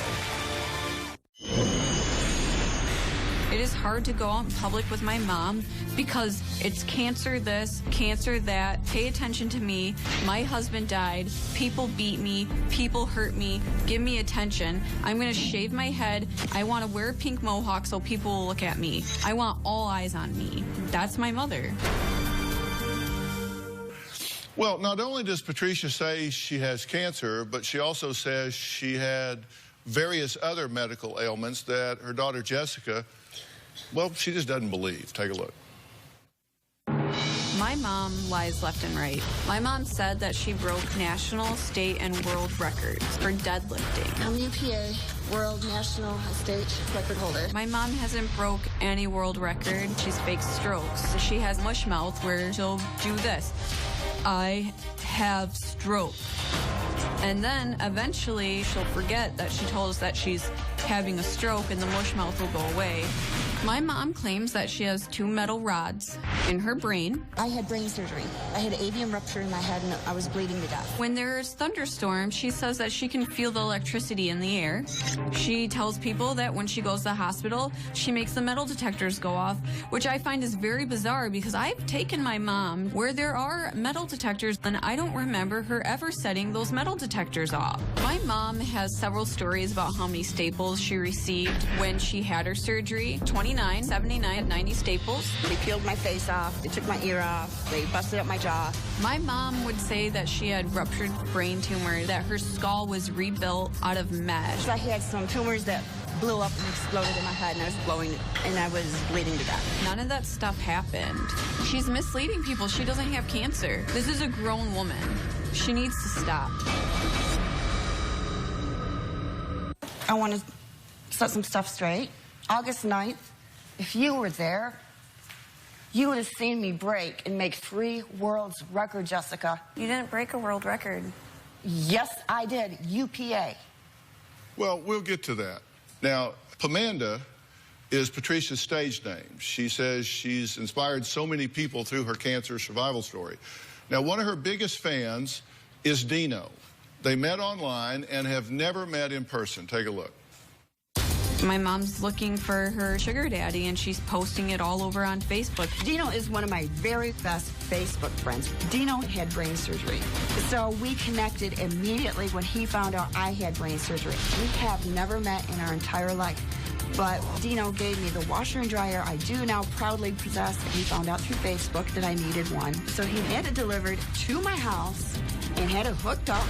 What my mom has been doing with this relationship with Dino makes me sick. She's getting sympathy and she's getting material things for a cancer that doesn't exist. She is a scam artist. Well, you said you didn't get a thing. He didn't donate the washer and dryer for me because I had cancer. He donated it because I was a weightlifter, a relentless lifter who needed a washer and dryer. If he agreed with your daughter, if he found out that all of this wasn't true, he might be upset about that. Oh, yeah, he definitely would. Everybody would. Well, Dino, would you be upset about that? Whether it's cancer survivor, if somebody needs something and I have extra, I have no problem sharing. And I called my friend and said, deliver this to this address. Because you said she survived cancer and needs a washer and dryer. Right. Well, that's the way it was presented. Our friend. Well, let me play devil's advocate with you for a minute. Okay, go ahead. Is it possible that you are fabricating a lot of this? No. Is it possible that you're deluding yourself? No. We were provided your medical records here that had to do with your surgery and the hospital and everything that took place. Right. And I want to take a look at this. You can see it from where you are. Okay. You said you had AVM surgery. Yep. They moved 3 or 4 bleeding tumors and 4 more ready to burst. You had to relearn to walk and talk. You had rods and wires. Your face, ear, and jaw were removed. You came out weighing 80 to 90 pounds. And at one time, you told us you had 29 staples in your head. You know, another time, you told us you had 70. Okay. Okay. So we were able to research your medical records, and you did have brain surgery, and there was 1 bleed that was dealt with. But the report, which I have right here, says that you walked out of the hospital, that you didn't have any you said you had to relearn how to walk and talk and dress yourself and go to the bathroom, but it says here that you walked out of the hospital, you had coffee shortly after surgery, and you were talking just fine, and that the craniotomy, you had a small bone in your skull removed, but yet you tell us here that your face, ear, and jaw were removed. And that's what they were telling me. That's what my husband had told me. Well, no, I have your medical report here. It doesn't say that at all. It said you only lost 75 cc's of blood in this whole procedure, and that your face, ear, and jaw were removed, and you said that you went in at 185 pounds and you came out at 80 to 90 pounds, which means you lost 95 to 105 pounds in 6 days. I'm confused. You're a liar. I am not. You know what, Jessica? You go have your head cut open and see how you feel. I'm sure that it hurt, but you need to stop lying about stuff. I have Dr. Simon Orient here. He is a Beverly Hills plastic surgeon, and if you want to know, I will invite him up and let him examine you and see whether or not your face, ear, and jaw have been removed. Do you want to know? Not really. You don't want to know? Because I lived through this. I know I had to learn how to talk again. I couldn't talk. Okay, but Dr. Orient, for this type of procedure, would the face be removed? Based on that report, it shows that the face wasn't removed, and there is no such surgery that I know of that they removed the face. You're saying that it would be highly unusual to remove the ear, the jaw, and the face in order to do a craniotomy? Correct. The craniotomy is not that. And he has his gizmo on. If you want him to look at your skull, he can tell you if you've got the scars there, but not if you don't want to. Not really. You can't lose 100 pounds in 6 days unless they're cutting off body parts. So I lied about all this and made all this up?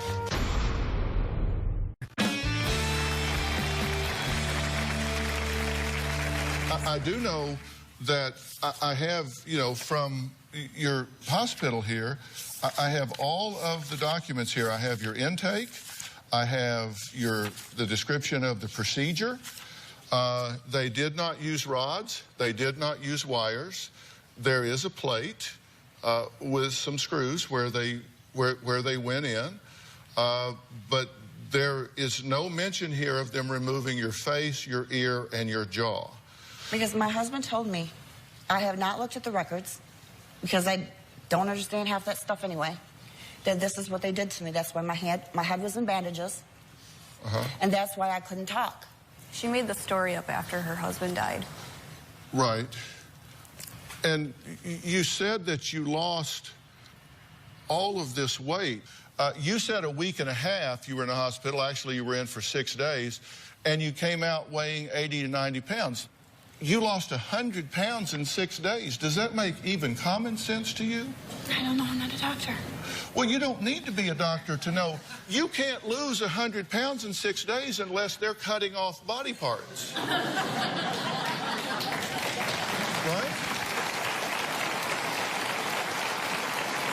You are a world record-holding weightlifter. You understand weight. You know 100 pounds is a lot of weight, right? So I have a question. So I lied about all this and made all this up? It's kind of obvious. No, I'm asking you. You did not lie about having very significant brain surgery. No question about it. It was done quickly and efficiently. Why was walking like almost impossible? Why is it I couldn't feed myself? Why is it I couldn't read? Why is I couldn't write? You saw her a few days later, right? Oh, yeah. We got coffee. She was fine. She was wearing a hat. She didn't want to bring too much attention about her scar. I care about you, and I do love you, but I'm not going to sit there and play cancer charades with you. I think everybody wants to know their history clearly. Right. And I would think you would want to know your history clearly. So, don't you? I mean, don't you want to know? Am I trying to prove myself to her? No, I'm trying to clear things up for you. No, I don't want to know. You don't want to know? No. Does it make common sense that you lost that much weight in 6 days?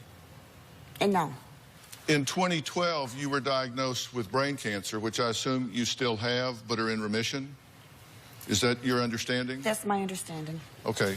And I know what you shared with us was that you had stage 2 or 3, and you're saying now it was 3.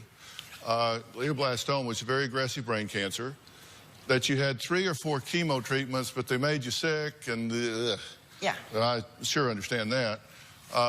That you were admitted to the oncology floor, that you quit the chemo, and that cannabis oil, to quote you, is your cancer cure. Yes.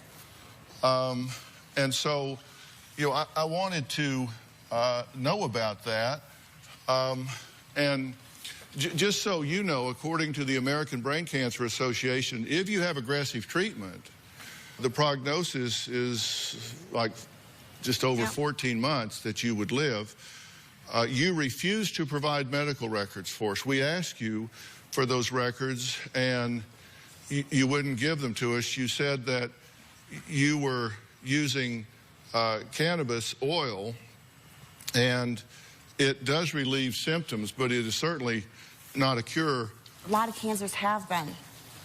See, because that's... A lot of cancers have been what? Cured by cannabis oil. Well, that's not true. That absolutely, unequivocally is not true, and I don't want that going out over the airway here, so I don't want anybody believing that to be true, because that's just simply not true. And if someone has cancer, they need to get proper treatment. Cannabis oil can help relieve symptoms, but it's not going to reduce or eliminate these aggressive, life-threatening tumors. So, you know, Patricia says despite all of this, she has broken 3 world weightlifting records. She says she is a proud member of Canine Search and Rescue in her area. We're going to talk about all that when we come back.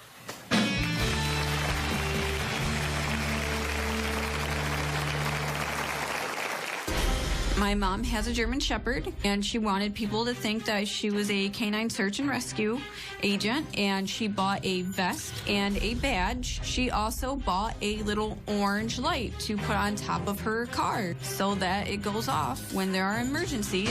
Hurricane Rita is a tracking dog. No, that's a good girl. She has found a few missing people. She has found drugs. She's also a certified therapy dog. Her dog is not FEMA certified. Her dog is not search and rescue certified. I don't even think the dog has a dog license. I had to block my own daughter off of Facebook because she is just trying to ruin me and ruin my credibility as a weightlifter. If anybody should block her, I should probably block her because the stuff is just sickening. I want my daughter to start minding her own business because I don't poke my nose in her business about her love life, about how she raises her kids, because I tell you what, I really don't care about your life. Is it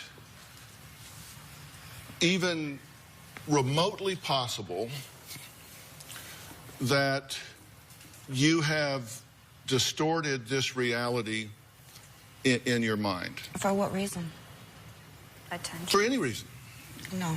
Is it possible that you didn't have 8 tumors in your brain in 2010 and that they didn't take off your face, ear, and jaw? Is that possible? Anything's possible. Is it possible that you didn't lose 100 pounds in 6 days? Anything's possible. Is it possible that you don't have cancer? Not possible. Okay, let's take a look. Let's take a look at this.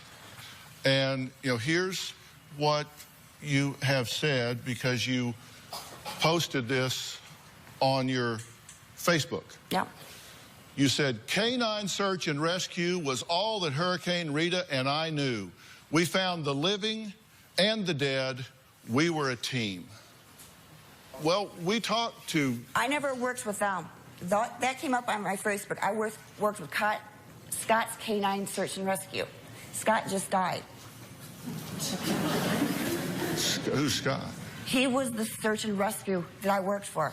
We talked to the search and rescue where you live, in your area, where you could take your dog and go out and do these things. And they said, you are not a volunteer with them. You've never participated in any search. I've never worked with these people. You've never participated in any disaster relief. You were never trained, traveled, performed any sort of volunteer services, and they would like you to discontinue the use of their organization's name for any reason. It's like I never worked for this organization. You listed this organization. We didn't just pull this out of the air. You listed this. Yes, and it was an accident on Facebook. So actually the show is to call me that I'm just a total liar. My dogs never were Canine Search and Rescue. I've never had anything done. The show's about getting you help, Mom. Your Facebook page says Southeast Canine Search and Rescue. And I should have never said that. But you have been a helper. I mean, Canine Search and Rescue, you were a helper in that regard. You've been a helper in Civil Air Patrol. Oh, yeah. I love that. Yeah. But, you know, according to her, I probably didn't do that either. Probably not. What you said is, I was in the Civil Air Patrol, a search and rescue group, and part of the Air Force. Air crew, ground crew, and communication certified. So the national headquarters of Civil Air Patrol, United States Air Force Auxiliary, quote, according to our database, there is no record of a member I can debunk that. Name. I have your keychain? What? Your keychain? No, show people? I have my ID, my Civil Air Patrol ID. If I call my son Justin right now, go behind a computer, take a picture of it, and send it to you. So Justin will confirm all of this. Justin can confirm this. Yes. Well, actually, we have him on Polycom. Justin, are you there? Yes, I am. Hello, Justin. Dr. Phil, thank you so much. My uniform's in the bathroom. He can take a picture of my uniform. For weighing in here. I cannot verify anything she says. It's nothing against you, Mom. I just can't verify what you said. Can you go to the bathroom and take a picture of my uniform?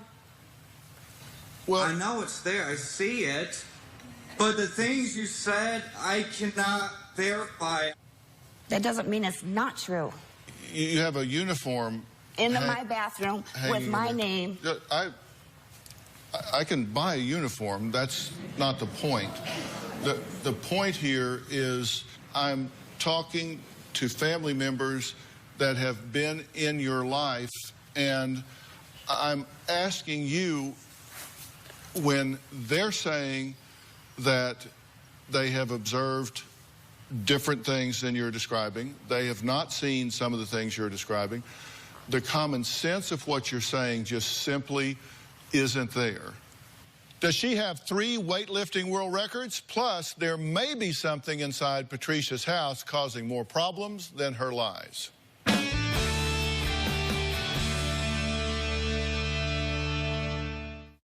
Tomorrow on an all-new Dr. Phil. She can't cut the cord. You're living with your mother? Correct. She wakes him up in the morning. He's 32. Or stop covering up for her son. So this little mama's boy is doing drugs. He's got you working 2 jobs. Tony is a good kid. Oh, come on. He's charming. You are enabled by everybody around you. But he's trouble. It's not her fault that I exploit her. She's exploitable. Well, I'm telling you, grow up. That's tomorrow.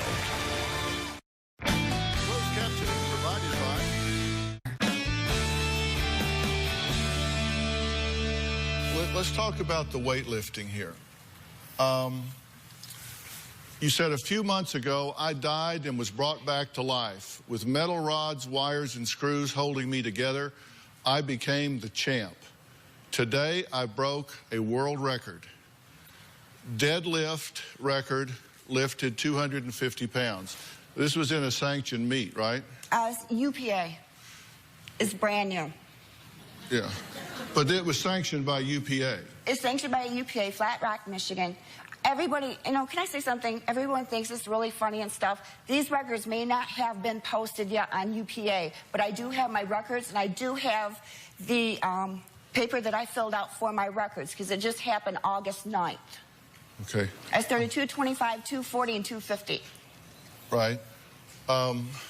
And that's not my sanction. I know, but we're talking, you said a world record, we're talking masters 47 to 53 deadlift women world records in the weight class of 181 pounds. But that's not my sanction. It's 504.8 pounds is the world record. And you said that you lifted 200. That's not UPA. I understand. You said you lifted 250 pounds. We've got 105-pound woman here that lifted 286. But that's not UPA. You said it was a world record. UPA has state, national, and world records on UPA. Okay, and in this meet where you did this, how many competitors were in your weight class? I was the only one in my weight class. Okay. UPA is brand new record setting. Okay. Well, we contacted J.J. Thomas, director of the Detroit Barbell Association. He said nobody else competed in this age or weight class. That's right. That there are no world records for deadlift. And that's not what they told me, because when I've got it on tape. It said world record breaker right there.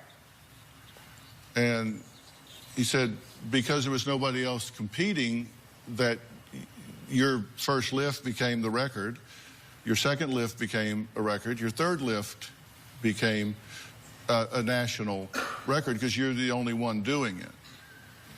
And I had broke the world record. That's what they told me, the announcement to everybody. Yeah. Well, congratulations on lifting 250 pounds. That's nothing to sneeze at. Let me tell you, that's nothing to sneeze at. I couldn't do it. I don't want to go lift 250 pounds in The a thing deadlift. is, I broke that record. With a stage 3 brain cancer. That's right.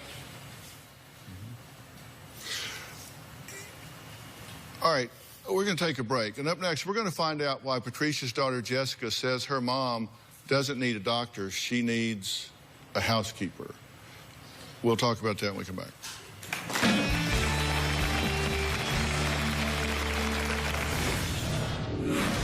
How did her eye get like that? That's so sad. She's an old dog, and she's very, very old. You can tell whatever story you want. I'm protecting those animals, whether you like it or whether you don't.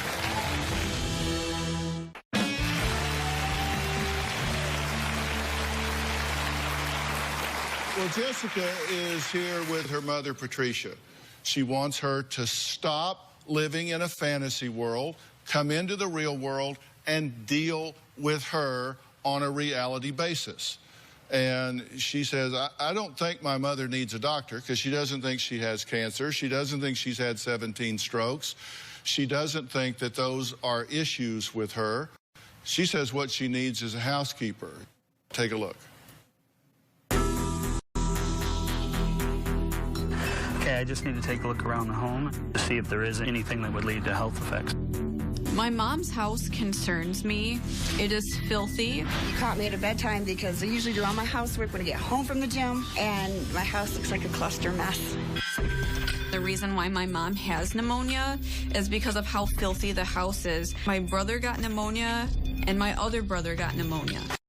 You know, this black area is definitely mold. A lot of cobwebs. Water damage issue on the ceiling. My mom neglects her animals.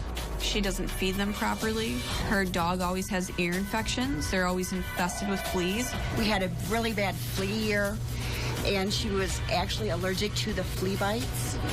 She'd rather spend money on gym gear, on lifting shoes, than actually taking care of her animals. She will leave her dogs out in her house while she's gone, and they will urinate and they will poop all over the place. There was dog feces on the floor.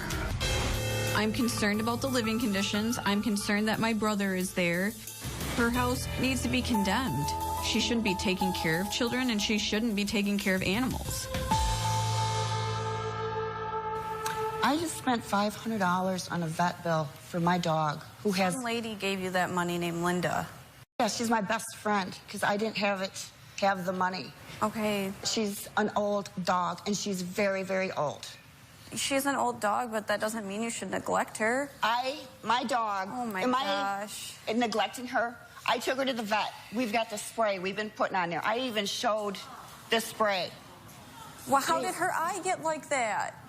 Jessica, I have the allergy I don't think that you should have a dog. That's so sad. Jessica, I don't like seeing her this way, but you know what? This is a lot worse than it is. This is not going to continue right here. As I'm telling you right now, that dog is going to get proper care. Those animals are going to get proper care. I have got all the medication. You can tell whatever story you want. I'm protecting those animals, whether you like it or whether you don't. And by the way, we sent Don McNabb, a scientist for Triterra, an environmental consulting firm, into Patricia's home to take some air and surface samples to see what kind of conditions she's living in, and her son and the animals. He's joining us on the phone right now. Don, did you find things of concern in that house? Definitely. Mm-hmm. The most dangerous being what? The most dangerous being Stachybotrys, which has been known from years ago when 60 Minutes did a documentary on it, being the toxic black mold. You said the spore count necessary for mold removal is less than 500 spores, and the spore count found in Patricia's basement was 210,000.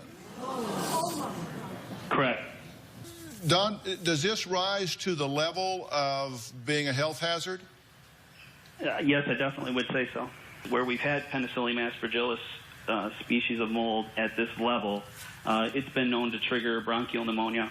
And you've had double pneumonia within the last 6 months. Within the last 6 months, right? In fact, you said you flatlined twice, were put on life support, but then came back, and you're living in this kind of condition, which would explain why you would have respiratory illness. You know, we can debate some of the other things about what you're saying historically, but this is a right now danger to you. All right, well, Jessica wonders if her mother will ever own up to all of what she says are just outright blatant lies, fabrications, and exaggerations. Well, we're going to talk about that when we come back.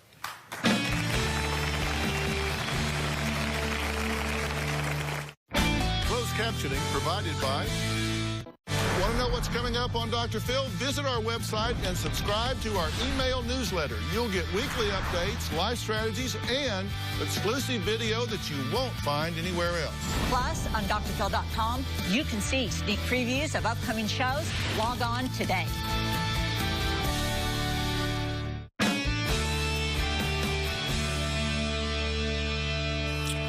This is hurtful to you, obviously. Yeah, it is. It's what do you want with your mother? What do you want her to stop lying, and I just want you to be my mom. Do you want a relationship with your daughter? No. Because she will not mind her own business. You are my business. No, my mother. I forgive you for being a bad mom when I was a little kid, but I need you to stop with these cancer lies. I want you to stop taking advantage of people, because if you don't change, I'm just going to have to turn my back, and I'm going to have to pretend like you weren't there because you hurt me way too much. Well, I think maybe you should just turn your back and walk away. Okay, Patricia, let me give you some food for thought, okay? And all I can do is tell you what I think. I think that there are things that get distorted in your mind, and when in the absolute face of objective and irrefutable evidence, you still choose to hang on to your position, it tells me that you lack insight, and you have an unwillingness and an absence of common sense to consider alternative explanations. The fact that you're unwilling to test that reality and accept an alternative tells me that you've kind of lost orientation, and you really need some help with that. Look, if these things that you are embracing is true or not, wouldn't you want to know? Not really. Because I'm happy the way I am. Are you really? Yeah. You're living in squalor. I'm happy going to the gym every day. You said you died twice in the last year from double pneumonia, and you're living in a place that's got 210,000 Well, I'm not happy about that. Spore counts. Well, then that's what I'm saying. Your level of functioning needs to improve. Will you take the help if I get it for you? No. Because I feel like I'm trying to prove it to her, not to myself, to her. So you don't want to know what's reality? I know what reality is. I know what I've been through. Then you have absolutely nothing to lose. It's our gift to you. We'll pay for it. We'll pay for you to get there and back. Whatever. It would just we will do it for you. It's just a gift. It's just a gift to you. I got a lot of things in my head going on right now. I'm sorry, but a lot of things are bothering me. You know, this will give you somebody to work them through with. Yeah, but I know what was said about my records. I know when they announced it, that I broke a world's record. I know what they announced. Great. That bothers me a lot. Well, there's the rest of your life. So you're a world record holder in weightlifting, okay? Let's talk about the rest of your life. Just talk about the rest of your life with that person. This is my life. And I'm trying to help you with it. Will you go one time? Yes. Thank you. How's that?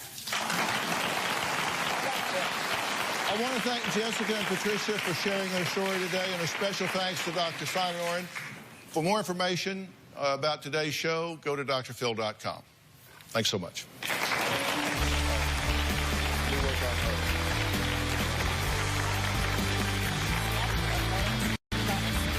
Sure, please do. Please do. Guys, thank you so much.